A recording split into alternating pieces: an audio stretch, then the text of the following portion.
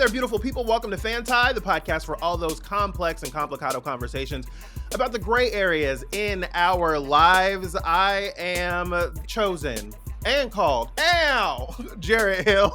Okay, chosen and called. You chosen and called. Okay. Well, I'm just... I think it's actually called and chosen. I did that backwards, but you get it. You get it. Okay, it's okay. All right. Okay. And I am entertainment editor and authoress of We See Each Other, a Black trans journey through TV and film, out May 9th, available for pre-order right now. Tre'vell Anderson, thank y'all so much for joining us. Coming up on the show, we have a very special guest to dive into kind of a hot topics cornucopia, if you will, about beauty and skincare. Stay tuned for that. But first, we have it's a pass the popcorn. It's a recurring conversation that we end up having on this show because some of y'all, because I can't use that language no more. There's a phrase in Historically Black Phrases, also available for pre-order, coming out in September, that you should check out, that I want to use here, but I'm not gonna use here. Well, just use it now. I mean, you didn't teed it up. No, go to the A segment, Jerry. I really wanted you to use it because I wasn't quite sure what you were talking about, but fine. I'm calling this Pass the Popcorn. Porsha Williams is a journalist, Tre'vell Anderson exclaimed. We'll get into that in a moment. Well, hold on now. In recent weeks, there's been a conversation hitting the trends, or as Sherry Shepherd might call it, flooding the feeds. Starting fights on podcasts like this one. Tre'vell and I see this story with completely different lenses, and we're going to argue about it. Oh. First, I have to take you way, way back. Picture it. April 2021, Los Angeles. Actually, we can take it back further to, well, I mean, I can't remember the specific date, but it was like 2018 or 19. Tre'vell and I hosted a prolific, preeminent, and progressive panel. You like all that? He's a writer. I do, for me. Called What is a Journalist? And it was either 2018 or 19. I can't remember, and I couldn't find the link, so that's not important. But we were wrestling with the expanding title of journalist and the many ways that it's becoming kind of compromised. Then in 2021, working on Senate Bill 98, state legislation defending the rights of journalists covering civil unrest and protests here in California, we were tasked with this question again by law enforcement. Now, here in 2023, we're facing another one of this industry's bigger, more challenging questions. Is Porsha Williams a journalist? On a recent episode of The Real Housewives of Most of These People Aren't Really Married, Porsha Williams argues with Candace Dillard-Bassett about whether or not she's a journalist. Porsha cites her job, specifically hosting Dish Nation, a celebrity gossip show, and contrasts that with Candace's communications education. While Porsha says she's, quote, not Googling anything, which... Oh, God. I don't know what that means. She should probably Google what a journalist is, except for the fact that she'd probably be justifying in saying such a wild thing. You know we like definitions around here. So by definition, Porsha could argue maybe. Let's look at the definition. Oxford says a journalist is a person who writes for newspapers, magazines, or news websites, or prepares news to be broadcast. Merriam-Webster says a person engaged in journalism, especially a writer or editor for a news medium.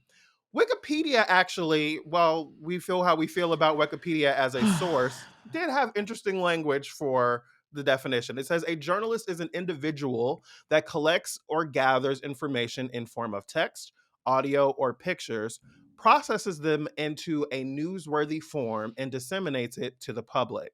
The act or process mainly done by the journalist is called journalism.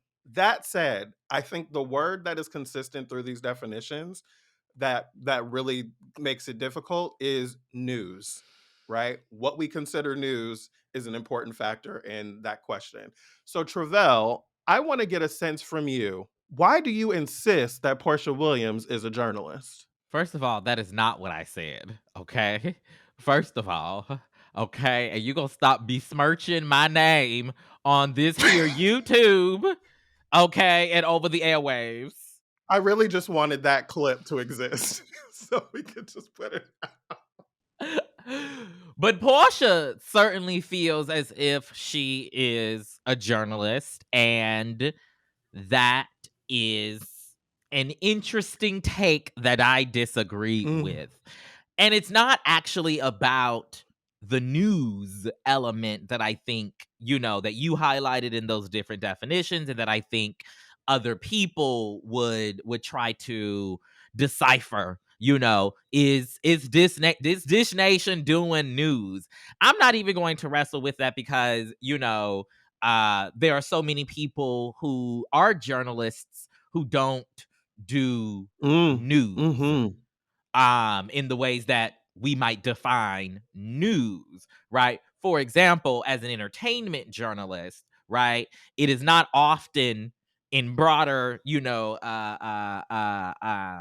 in prevailing estimation, it is not often seen as us entertainment journalists doing news, right? But the reason why Porsha Williams is not a journalist is because, actually, you know what? I was about to just dive Come deep on her on. real quick, and I'm gonna pull back. I'm gonna pull back, and I have some follow-up questions that would help us all, I think, get to the fact of whether Porsha is a journalist. And that would first be, does she feel beholden to any sort of journalistic ethics?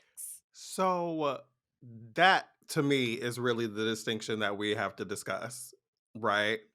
Because right, in the midst of this swirling, right, around her calling herself a journalist, she was recently on The Breakfast Club, dogging Tamron Mm-hmm. Hall, who is a journalist, for her experience on the Tamron Hall show.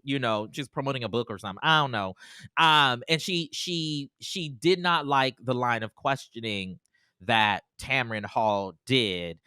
DJ Envy, or whoever, yeah, I think that's Mm-hmm. the man's name, on the show, also talked about not enjoying Tamron's line of questioning.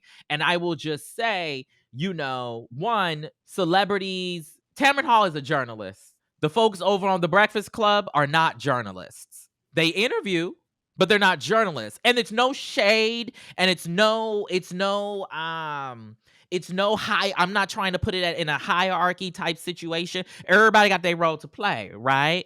Everybody got their role to play, but you're not a journalist because you don't feel beholden to the ethical ramifications that we who hold on to that title of journalist hold ourselves to, even as we interrogate some of those things as well. You know what it is. Come on. So that would be it for me. And so I need her to sit down somewhere and hush up. The journalistic ethics piece of it is really the piece that I feel like is the most important. Like, if you don't have some set of standards on what you will and won't do, on how you will and won't report, on the ways that you engage your source, the all kinds of different things that we have to consider as journalists. If you're not engaged in, if you don't even have like a basic awareness, because I'm not even really clear on like what Portia's awareness of journalistic ethics would be as opposed to her employment of them. But like that's really where it's a challenge for me. I was just about to say something really shady. I'm still going to say it, but I want to recognize that my spirit told me not to say it, and I'm say it anyway, which is, she just learned a few years ago that the Underground Railroad ain't had, and that's, I don't want to be shady because, you can learn a lot in a few years, right? You can learn a lot in a few years. I'm not doing this. This is the bad thing about being, somewhat public figures, right? Who end up learning in public, as we do on this show every week, right? Is that somebody is gonna pull a clip. Oh, right. Sherry Shepherd is never going to live down thinking the earth was flat for just a moment on The View in that first week. Right. Or somebody will always pull a clip to remind you. Now, I just did it in this situation on Miss Porsha, but that's not the point. All I'm saying is, I wanted to say this before we go. Also, it's about the journalistic ethics. For me, it's also about the rigor that comes for those who consider ourselves journalists in the work that we do. What do I mean by rigor? I mean the processes of fact checking. I mean the research that goes into, navigating stories. Oftentimes, these folks who are in positions like Porsha has on a show like Dish Nation, they are reading a packet of information that a producer or an intern or somebody who has not them has actually prepared and researched. Maybe a real journalist. Maybe someone who considers themselves to be a real journalist, maybe not, because they traffic in that shade room-esque type of space, in terms of uh, uh, uh, rumor and comment section beefs, etc., etc. But there's a rigor that I think those of us who are journalists also participate in, that is also deeply important to the work that we do. And so many folks wouldn't know rigor if it slapped them in the face. Wow. Well, from getting slapped in the face by a hard R to getting into the beauty, we're going to take a quick break. When we come back, we're getting into. Well, what a transition. You said rigor, and I was like, there's a hard R reference I have to make here. I just don't know what it was. And at the last moment, you gave it to me. We're going to take a quick break. We're going to get into beauty with a fantastic guest that you may or may not know, but you're going to love her nonetheless. Darian's coming up next. There is nothing quite like the smell of fresh baked bread coming out of the oven. Now, what if I told you could get all of the delicious with none of the time and work involved? Well, guess what? You can with the folks from Wild Grain. Wild Grain is the first ever bake from frozen subscription box for sourdough breads, fresh pastas, and artisanal pastries. And every item bakes from frozen in 25 minutes or less. You'll never run the risk of getting bored with Wild Grain. They're constantly adding new, seasonal, and limited time special items for you to try. Plus, for every new member, Wild Grain donates 6 meals to the Greater Boston Food Bank, so you can eat good and do good all at the same time. A little peek behind the curtain. They just sent us the update for us to get more Wild Grain things delivered They so that we can did. try the new stuff. And I got really excited because I Of course you did. really enjoyed what they sent us last time. I still had a loaf of the sourdough, and my mom was just here visiting, and she wanted me to make a bread pudding for her. And so I used the sourdough, and it was so fantastic. Wild Grain has really, really awesome things to offer you. Plus, for a limited time, you can get $30 off your first box. Plus free croissants in every box when you go to wildgrain.com/fanti to start your subscription. You heard me, free croissants in every box and $30 off your first box when you go to wildgrain.com/fanti. That's wildgrain.com/fanti, or you can use promo code FANTI at checkout. Welcome back, beautiful people. The great songwriter once said, "Beauty's only skin deep. Yeah, yeah, yeah. Beauty's only skin deep. Oh, yeah." Because you have been singing this all throughout producing this episode, and I did not expect to have to deal with it again today. You're welcome. Popularized by The Temptations, that was written in the 60s by Norman Whitfield and Edward Holland Jr. Fast forward 50 some odd years, and conversations about beauty and skincare, and especially its intersection with culture at large, have perhaps never been as multi-layered and complex as they are today. Not to mention, if you call yourself trying to take care of your skin, they out here saying that you need 12 steps and 42 products to look younger and get a special glow and look like Angela Bassett doing the thing. Okay? Side story. I went to a facialist recently, my first time, and she asked me about my skincare routine. Now, like I said, I don't do all them steps because I ain't got time for all that. I just can't. And I told her I use CeraVe. I've also heard it pronounced CeraVe. I'm not sure which is right. Neither one, but okay. We will ask our guest today. Anyway, I say I use that, wash my face or whatever, and do a little moisturizing. And then, we did an episode over the holidays with Donnie from Cafe de la Hue. And so I use one of the little oil concoctions that he sells over there. All right. And that's it. Very simple, it just looks all right, I like to think. And she was shocked, right? Because, my skin be doing what it be doing without all that rigmarole. Now, around that same time, I'm going somewhere with this, I promise you. Around that same time, Jarrett here became a No, skinfluencer. hold on. Okay. If you follow No, him, no. if you follow him on Instagram, okay, you know what I mean. Okay. And I said to myself, oh no, they done got him. Lord, he done turned into a skinfluencer. Background for Darian, Jarrett did some like IG lives and stuff with people talking about his skincare routine and like all that other stuff. He was given very, YouTube with the products on the hands and everything. I would never. Anyway, okay, and so and so when we were thinking of episodes we wanted to do for this season, something on beauty and skincare was near the top of the list, and particularly something about what our discourse around beauty and skincare today says about culture at large. There was literally one person that came to mind as a potential guest, and she joins us today. She's a fabulous journalist specializing in all things beauty at the intersection of pop culture and the politics. Darian Symoné Harvin, welcome to FANTI. Oh, thank you so much for having me.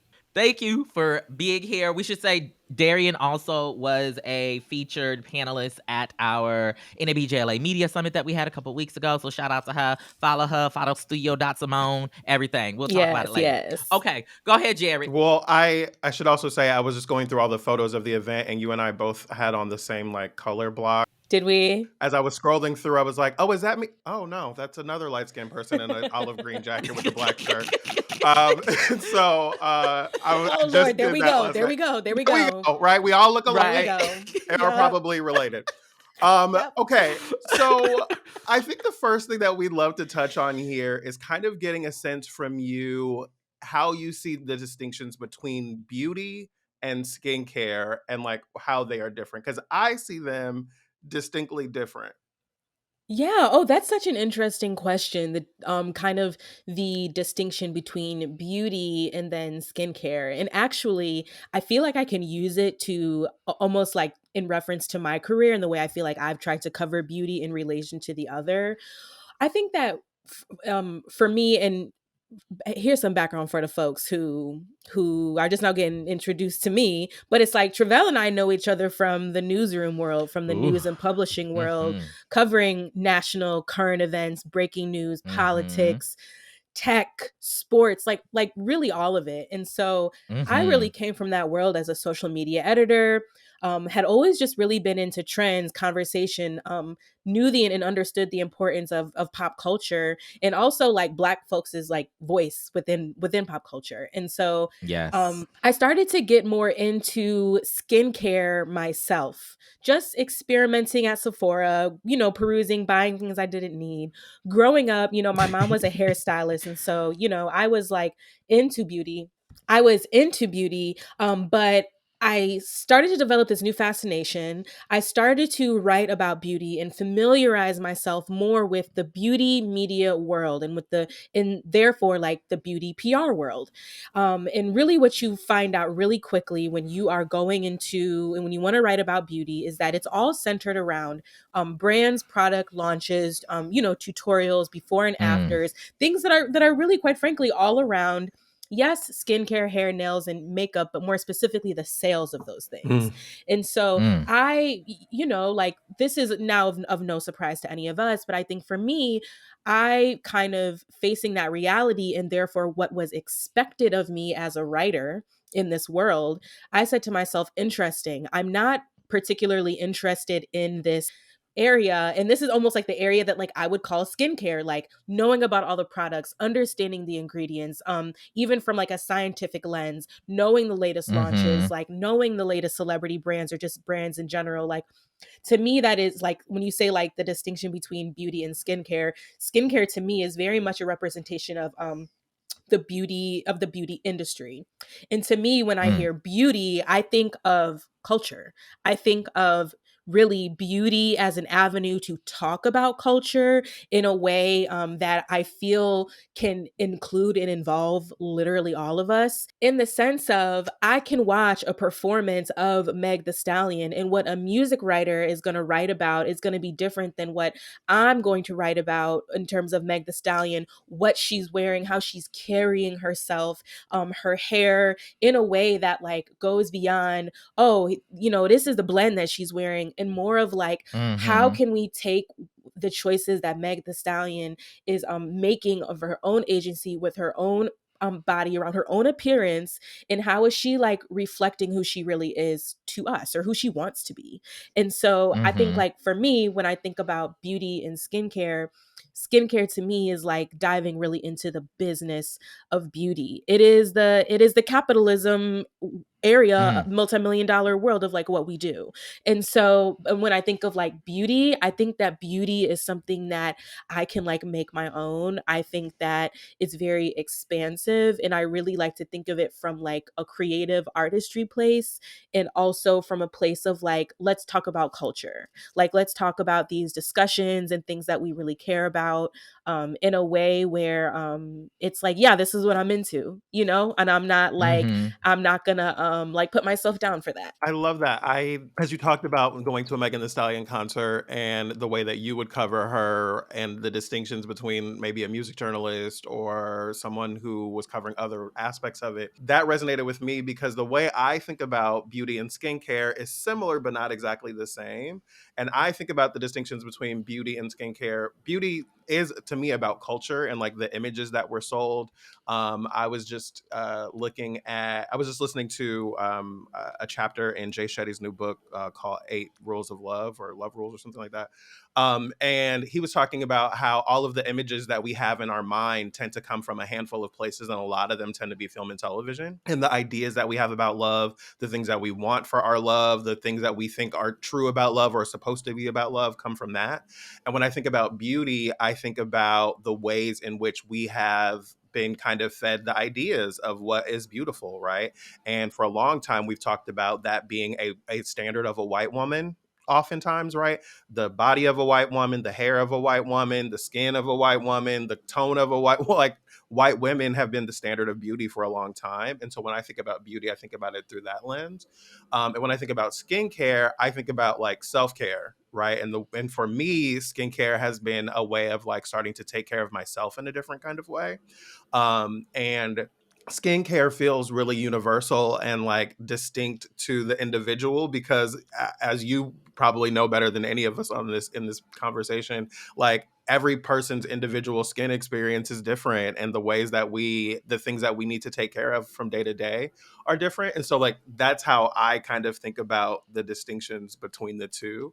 um I'm curious about how this intersection kind of came together for you and then like really flourished into what it has become for you now. Yeah. Oh my gosh. And I feel like there's still so much I want to do. And every day is almost like I want other people to be doing and doing this work with me in a way that is like consistent and really robust, because I just think it's so fun, and I think that there's so much to be done that sometimes it really overwhelms me.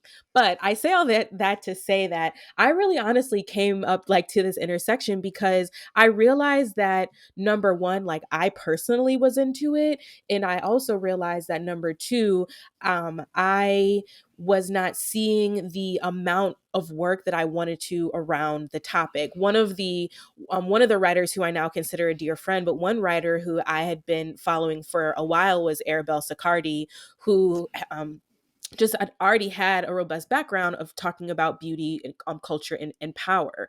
And so I think that for me, it just feels like not only like a lane unexplored, and I don't mean that in like a venture capitalist, like there's not enough of this way. Like, I don't mean it that way. I mean it literally more in the sense of like, this just beauty to me just feels like a new opportunity for us to rethink how we think about media, about image making, about all of these topics that I feel like I'm re-examining them through Studio Simone. I feel like I'm re-examining like what can a media company look like, and what can the business model of it look like in a way where, you know, I'm not a beauty magazine where all of our income is based off of advertisements from beauty brands. Like, is there another way? Is there another way? And I feel like that's the question I've been asking myself now, because it does intertwine with art and with media, and kind of how I think of everything as entertainment now. You know, like to me, I feel like it's like, you know, I feel like there's so many conversations. I don't know if y'all have dabbled, because I haven't been on Twitter like that, but I've been seeing conversations about like distinctions between journalists and bloggers and writers and like all these conversations. Oh yes, honey. And to me, I'm like, that's so crazy, because number one, remember when like your favorite writers today were called bloggers, and like how that term has evolved, and also how like media has evolved in this way where I don't mean it as a cop out, as in like it's all content and it's all entertainment, but in many ways I feel like the distinctions aren't really doing much for me. You really have to, I think, be like a critical thinker in like a way that is takes a lot more work. And so I feel like I've just been exploring all of these things through beauty, through current events, through culture. You mentioned Studio Simone, so I want you to talk about it and tell the people what it is. But in addition to that, one of the questions I wanted to ask you was about like community in beauty. Like when I think of beauty, I think of beauty salons. I think of going to the salon, being there all day, you know, somebody delivering you food because you can't get up, you know, Mm-hmm. and you got 12 bad kids just running around, just getting on your nerve, right? Right. But when I think of beauty today, I don't necessarily think of the community aspect. Shut up, Jarrett. I'm so triggered.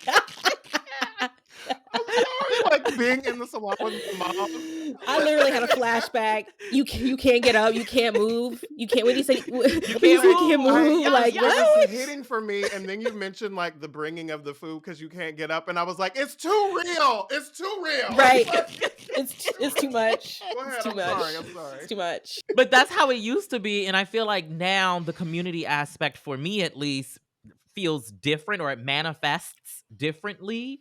And so tell people about Studio Simone, and then talk a little bit about your estimation of like the role of community in beauty today. See, this is such a good question, because I feel like the community element is what's most at stake right now within beauty, where it's like when I really think about it, because talking about what Studio Simone is, and then I'll can talk more about community and beauty, because really I created Studio Simone because I was and am looking for a community. Studio Simone is like a budding beauty media company and community where we are known for telling beauty stories at the intersection of politics and pop culture. So it's very much like taking my work, like articles that I've done, even my newsletter that I used to do that I'm trying to get back up and running, but it's like taking so many topics that are around dissecting like trends from the past, whether it's BBLs, whether it's talking about I know, which is like a whole conversation from like, I don't know, like 2021, which seems like forever ago, or looking at conversations like, do you remember the Gorilla Glue? Oh my God, we talked about it. Yeah. And like kind of like becoming a destination where people can both like see beauty happening in other areas of like digital culture or within sports. When we talk about Sha'Carri Richardson, or who is the LSU player, I'm blanking on her name, Angelica Reese. Yes. Let me see. Angel Reese. Yes. I love doing this with journalists, because journalists will really look and make sure that the name is right. I love it. My God. I love it. Yeah. Are you kidding me? Never. I love it. So now I remember what I was saying. Or taking, for example, somebody like Angel Reese, LSU basketball player, who called out how she is treated and spoken about differently because of how she looks, because she is too ghetto, and because she's a Black girl living in this world, she knows what you're actually saying. And so it's like, I created Studio Simone to talk with that girl. I'm not talking at white people. I'm not talking at really anyone. I am talking with a group of people who are very interested in dissecting culture and current events and also themselves in a way that feels more like community and more like we are communing around a similar interest of beauty. And we're into the brands, we're into the trends, like we're into makeup and skincare, but we also are like ex- we're looking for something deeper. I think there's like a Mm-hmm. true curiosity to this person who I'm attracting, and I call them like the Studio Simone girl, where it's like I Mm-hmm. feel like I'm shaping this aesthetic, sure, but um I'm more like curating like the mindset of who this person is. And because of that, because I'm shaping like a beauty media platform and really like a lifestyle brand, I'm shaping it around this element of beauty and community. And I'm doing it in a way that is more around mindset versus a single identity. And like for me, that was just important because like for me, it's like I don't have to like drive home diversity when I can just do it. I can just be it. When Mm-hmm. I've had these opportunities to travel around the world to meet all different kinds of people who have impacted like my life and like my life experiences and the way I look at myself.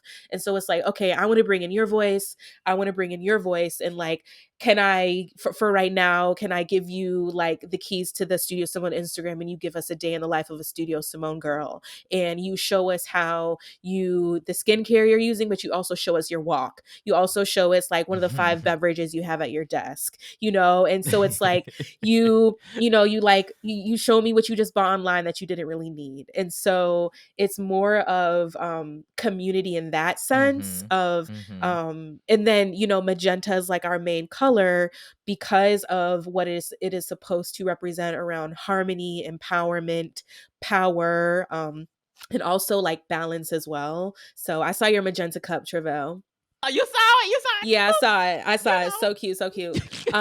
But yeah, that's like for me where it's like beauty and community to me is always at stake because ultimately it is the people who are able to foster community within beauty who to me are some of the most powerful players. And oftentimes those Mm. people are artistic, they're creative, they have YouTube channels, we often categorize them as influencers and creators, and essentially they are artists. And so I think like for me, when I think about um just what I want to get out of all of this, quite frankly, I think that I'm just trying to find better systems and ways for me to exist within this world in a way where I can make a livable wage doing it, and I can also change some things that I think need to be changed. So yeah, y'all just let me talk. Y'all just let me talk. Listen, I love it. I love it. you talked about the importance of the sale of products, and we just did an episode on Propaganda, the shows that you watch that talk about police officers, whether they're LAPD Blue or Law and Order, and those different kinds of shows. And we talked about how part of the problem on those shows is the need for action in the ways that like they need to be kicking somebody's ass, they need to be shooting through a window, they need to be falling over a truck, like because it makes more interesting television, right? But it gives us this idea that that police officers are kicking ass all the time. As you talk about like the sale of these products in beauty, I think about how much of the beauty industry is about the sale of products more than it is about like what we need or what is required for us, even from like a skincare perspective. And I'm curious about how like it being such a commercialized industry, how it impacts the community piece that you're talking about. Because I've never really thought about community. And I don't know if that makes sense as a question, but like I'm kind of curious about the intersection of community and like the sales of it all. Yeah, no, I 100% understand your question because I think what the importance obviously of sales within beauty, I think what it has done was it has made a lot of creative people who want to be involved in some sort of beauty community. I think that it has made them feel that their way in which they should go about that is by centering product in the middle of what they're always are doing and sharing.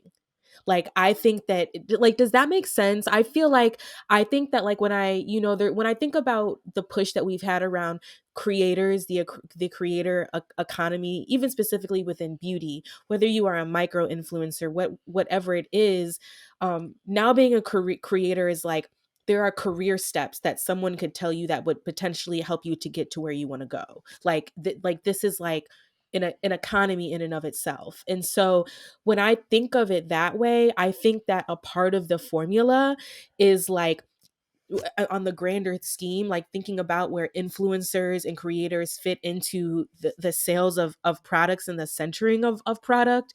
I think that creators and influencers, like, they the industry depends on them for a stake of that, in the sense of, like, they are also told that a way that you continue to make an income for yourself, and also that you can build your audience, is through making all of your content centered around brands, trying new things, before and after, like, certain mechanisms that you can do within beauty that always center even the brand or the product, even over artistry, I would say, or technique. And so what I find and what I love about TikTok is that I like to see technique. I think that literally you can see how makeup processes and routines are changing, and certain things are becoming techniques are becoming more popular because of what people are showing themselves doing on at home on Instagram, versus it's like, I use this concealer. It's like, no, use your concealer at home, but try it this way. And so I think, like, for me, we're starting to see more of that. And, like, even with Studio Simone, tips, tricks, and hacks, people love, even to me, beyond like a tutorial of a before and after. But for me, I think that there's something around, this is what we're led to believe. This is the root, that if you want to work in this world, it is about your proximity to a brand, and Mm-hmm. also, like, how much visibility or acknowledgement they're giving you. That's where you're supposed to place your value. And, like, I just don't agree with that. And I don't want people to feel that way. Part of what's interesting to me about this is like the need to sell new products all the time. And like, I remember working at an ad agency for a food brand, and like they were always trying to like figure out the new thing that they could be offering so that they could have something to market, right? And it'd be a new sandwich, it'd be a new drink, it'd be a new side, it'd be a new this, a new that. And like there's always a new thing to be introducing so that you can have something to talk about. And it makes me think about like how we do that across all kinds of different brands, and with beauty specifically, there's always like a new product that's going to help your skin be firmer, or your, to clear up your blemish, or the concealer and that kind of thing. And I'm thinking about it through that lens, that as you're talking about it. Yeah, well, there are two reasons to me that come to mind. And one is thinking about investment money and investors, and how I think this is true for any brand or any company, but specifically within beauty. In order to be successful normally within beauty, unless you already are coming for money in some way, you're getting investor money, which means that you likely plan to sell your company one day. And in order to do that, you have to continue to make things, versus having a hero product, or becoming successful specifically off of like the one product that you initially launched, or whatever that product is that kind of catapulted you to where you are now. When you're in a position where you want to grow or you want to start something, because the root is through investment, and because that always involves growth, I think that we're always going to see a lot of launches within beauty. And I think that's only one reason. And then I think the second thing within beauty that to me also gets into the cultural, or like the economic element of it, I would say, is that beauty is a low barrier to entry industry. You can be within the beauty industry through going to hair school, owning a beauty supply, owning a hair salon, as a beauty executive, or as someone who starts a beauty brand. as someone who has watched all of the celebrities like make all of the skincare brands and all of the makeup brands, and as annoying as it is, I think that it is really important to remember that like there are normal people every day who really start beauty brands. It's really just that celebrities have the most power and visibility to and are most likely to become successful in what they're doing. But I say all of that more to say that like beauty is a low to barrier to entry, and so I think that when you keep that in mind, in addition to there always being a lot of product, I think that there are a lot of people always looking to either genuinely start something that they believe they're not being served in some way, or because they know that there's a lot of money to make in beauty very, very quickly, depending on what sector you go into. And so, even when we think it kind of tying this back to how the environment of the beauty of in the beauty salons and hair salons and barbershops has changed, where they have really evolved from being community centers, places of catching up, of exchanging information, of oftentimes serving as like more than places to do hair, to now, and I felt like this was expedited due to COVID, how you book an appointment today, what those prices look like, what you're willing to risk, or what are your non-negotiables, have all changed within beauty, as hustle culture, as the influencer economy, as like the rise of or the heightened like relevancy of just the individual versus the community has continued to evolve.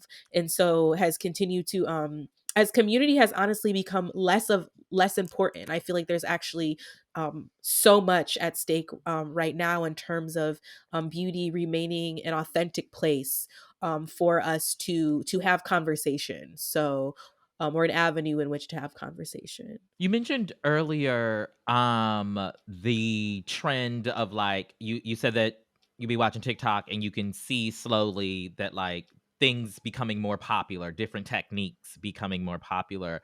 I wonder, are there any trends in beauty or skincare that like, get on your nerves, that you're like, "Oh no, stop it in its tracks. We don't want it." Oh, here's something really unpopular that I haven't been able to talk about yet. I hate the box braids with the very neat specific parts. I think that that is such in response to, I'm gonna say it again, such a quick and go remedy to getting braids done as quickly as possible versus it being about craft. And to me, all I see when I see the big box braids with the big parts, to me all I see is almost like it's like, how many girls can we get in here in the next 24 hours? How many girls can we get in here in the next 4? How efficiently can I do this? And so for me, I'm not super into I like literal box braids as a grid. I'm a Sag Virgo. So I love organization and detail orientedness, okay? And I for me I'm not into it. I like parts that really like complement the shape of your head. I love that. Um Mm. and Mhm. what's another one? That's kind of like that's like the one right now. I don't actually think that's ever going away. You said, I but think it's we see getting it on on, my nerve. yeah. I mean, I had locks briefly, and I always wanted my parts super clean because I always felt like that was the way that you made them look good. So as you're saying, I'm like, that's interesting. I hear that. I hear that. Yeah. Darian, tell people where they can find out Oh more wait, I about. have one more. One more. I have one more. I Go have to ahead. do this one. I have to do this one. It will become apparent very shortly. So, you used to have this podcast, Darian, called Am I Allowed to Like Anything? All right. And you would always end every episode by asking your guests to plus one something, a person, a place, a thing that you wanted to, shine some light on. And so I'm turning it on you, plus one something in, maybe it's in your beauty routine or something that you think Black folks should be paying attention to in the beauty and skincare space. Yes, I'm gonna plus one a person because they were actually on my mind earlier. Junior Mint makeup. Junior Mint is an amazing trans woman and a drag queen who has a really dope makeup brand. I love her palettes. I love the packaging. I love the branding, and I love the true passion that you can tell that she really has for this brand. So check it out. It's Junior Mint with 2 T's. Period. And so just very quickly, I just feel like Junior Mint to me is always the moment. Period. Yeah, so that's my shout out. That's my +1. I love it. Okay, go ahead, Jarrett. We love to hear it. Tell people where they can find out more about the work that you're doing and engage it. Yes, you can learn more about my work on Instagram at Darian, just my first name. And also you'll see in my bio, Studio Simone. It's studio.simone. And we are also on TikTok. So if you are a TikTok girly like me, follow. I'm on there. And thank y'all both so much for just letting me talk my ish. Thank you for being here. Absolutely. We want to know what y'all think. Hit us up on social media using the hashtag FantiFam. We're on Twitter, Instagram, and TikTok at Fanti Podcast. Coming up, why y'all hate us so much and listener feedback and dishonorable mentions. We're coming right back. With Max Fun Drive in the books, we'd like to welcome our new members and say thanks to everyone who's supported us over the years. Welcome. Thanks. And now, on to the sticker sale. A lot of this year's drive gifts and live streams focused on food. We love how food can bring communities together, but not everyone has access to the food they need. So we'll split the proceeds from our sticker sale among 5 U.S. food banks in areas disproportionately affected by poverty. The sale ends Friday, April 14th. Members at the $10 monthly level and above can purchase any stickers they'd like. There's also a special Max Fun sticker featuring Nutsy the Squirrel that all members can purchase. For more info, head to MaximumFun.org/sticker sale. And thanks again for your support.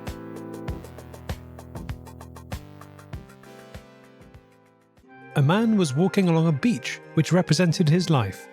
At his feet were 2 sets of footprints, his and God's.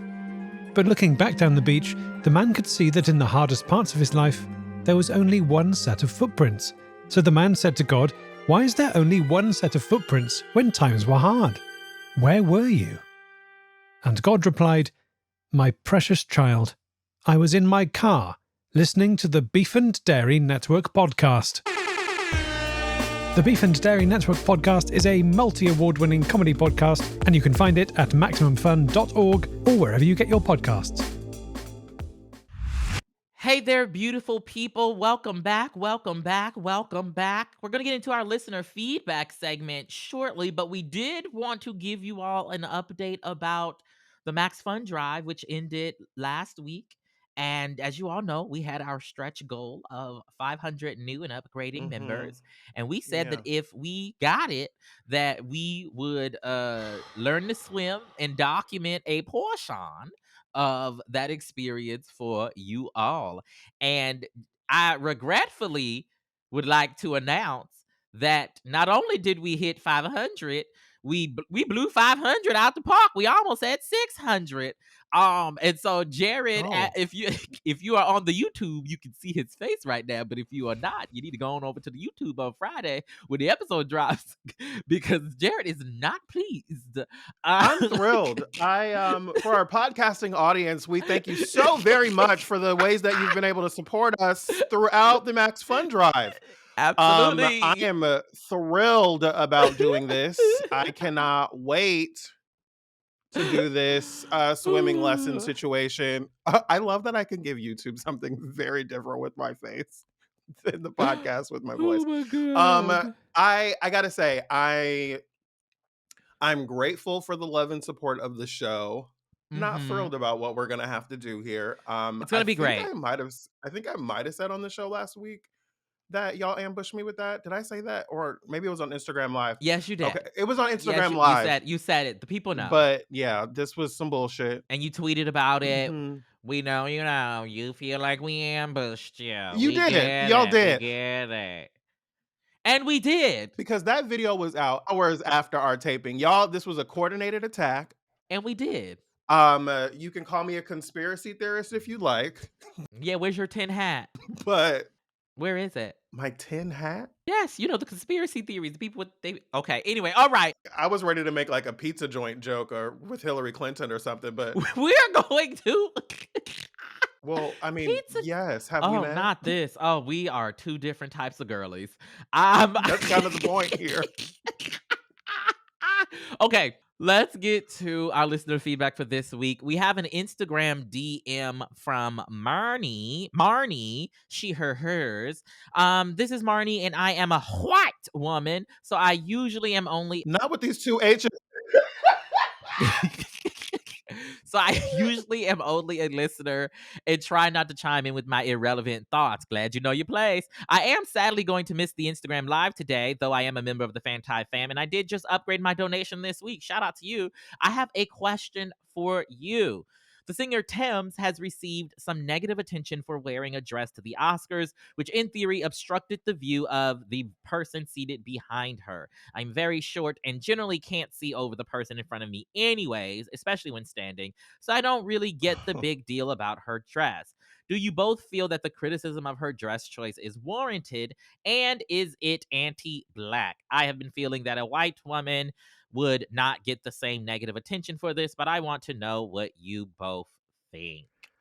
This is one of those stories I was really hoping to not have to talk about. And like halfway through this email, I was like, oh, we're doing this. Okay. Um, I think Thames was wrong. And I think the dress was gorgeous. I think in all the photos of her sitting in the audience, she looks amazing. I think it looks really fantastic, but I think it was really inconsiderate for a theater event. I think if it was a dinner and she was sitting at a table, it might have been a little bit different, but I also don't know that, like, I think Tim said this was like her first award show and stuff like that. And so it's like one of those things where it's like, a lesson learned, but you also looked amazing. And those photos you will have forever of you at the Oscars. But I know if I was sitting behind her, I would have been irritated. I would have been so mad. You know, Oh, and to the last question here about is the criticism of her dress choice warranted, and is it anti-black? We talked on the on the Cosby, R. Kelly, Michael Jackson episodes about how the sensitivity around these issues gets precarious because white folks like to talk about the stuff that black folks do, but then start trafficking in anti-blackness and racism and misogyny and all the other things when it comes to black folks. And so I haven't seen all of the analysis to know if it's anti-black, but I'm certain that there is some out there. I think that if the person sitting behind her was black, then yes, it's a problem.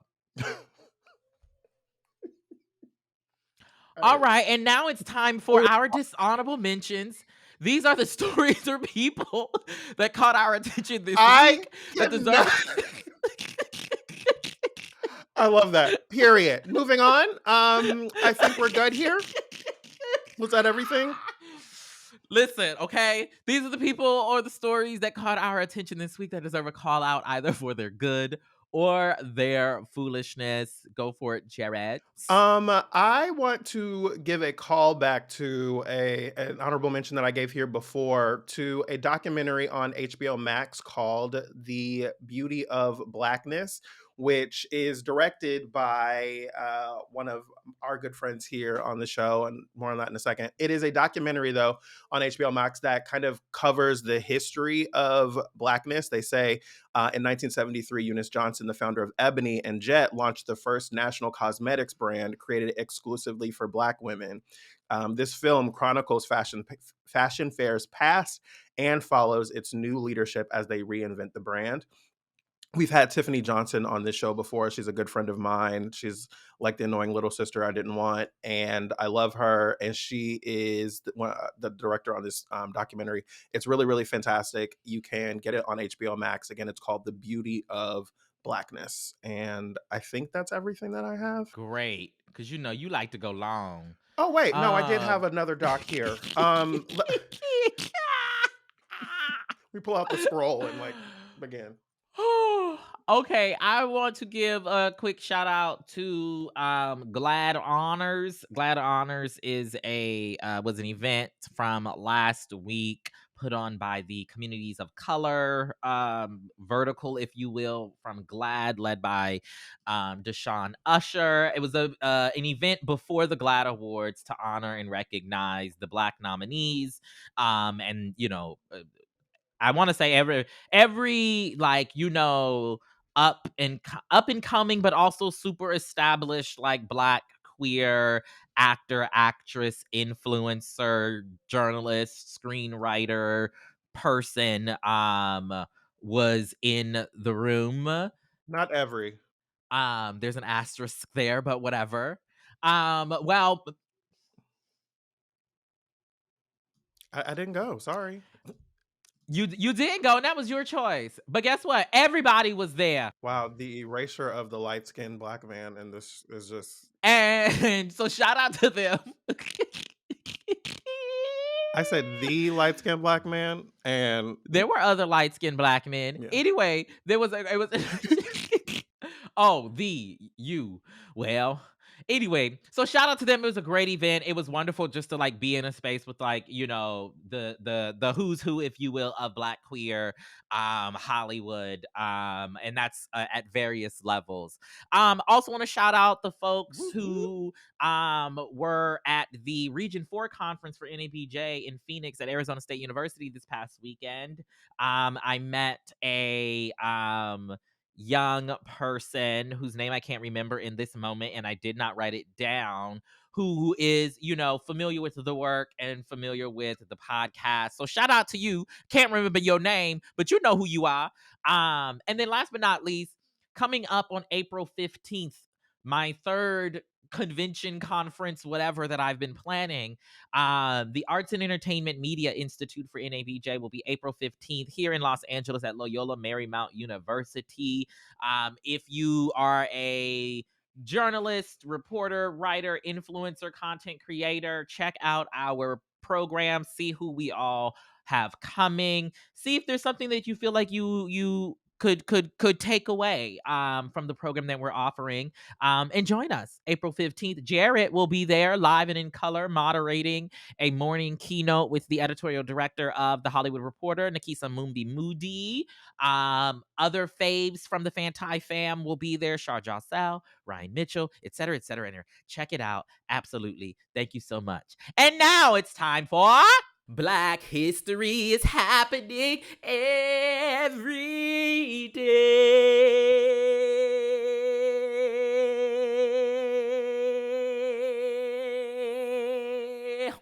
Take a quick trip with me to the world of sports ball. All right. I actually want to shout out someone who Darian already shouted out, and that is Angel Reese, who led her team, the Louisiana State University Tigers, to their first women's basketball championship over the weekend. The score, I am told, was 102-85 over Iowa. The Tigers' 102 points were the most in a Division I women's title game ever.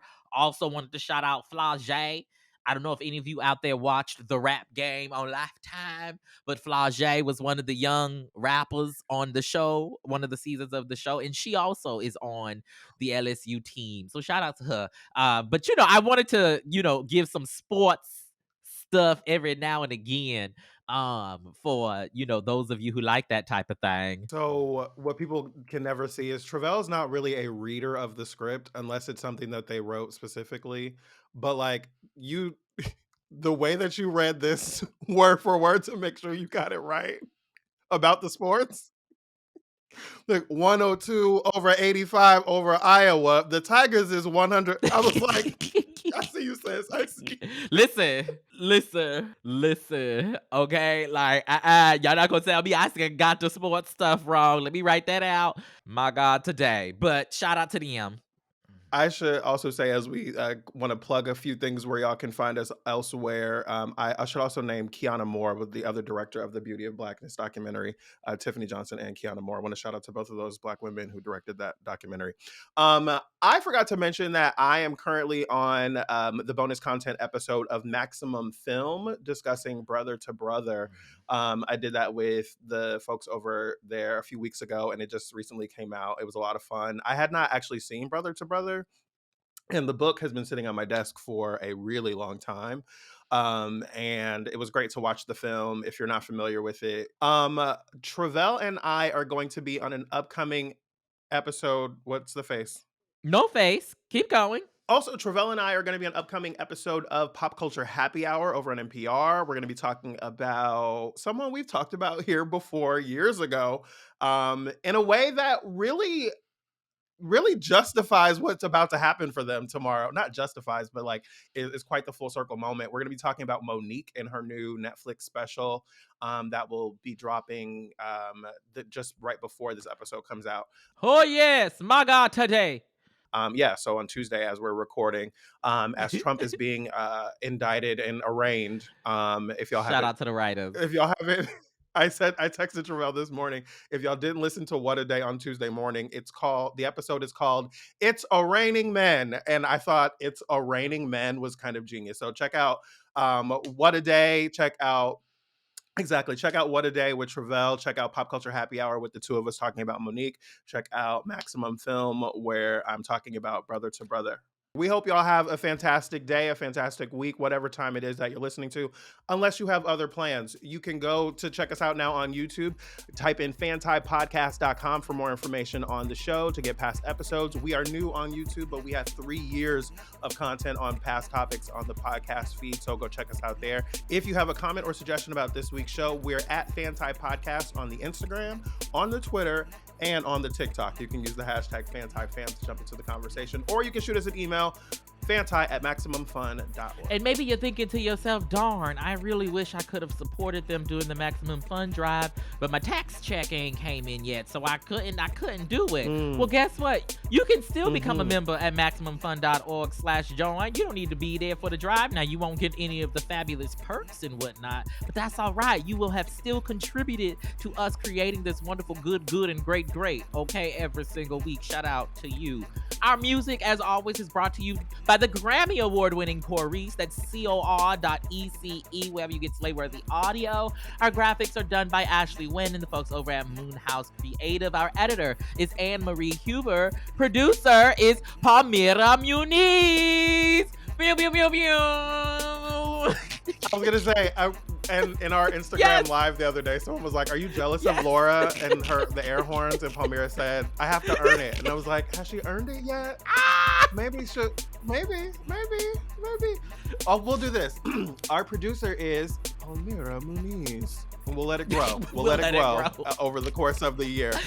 Our singer producer is Laura Swisher. This is a production of Maximum Fun.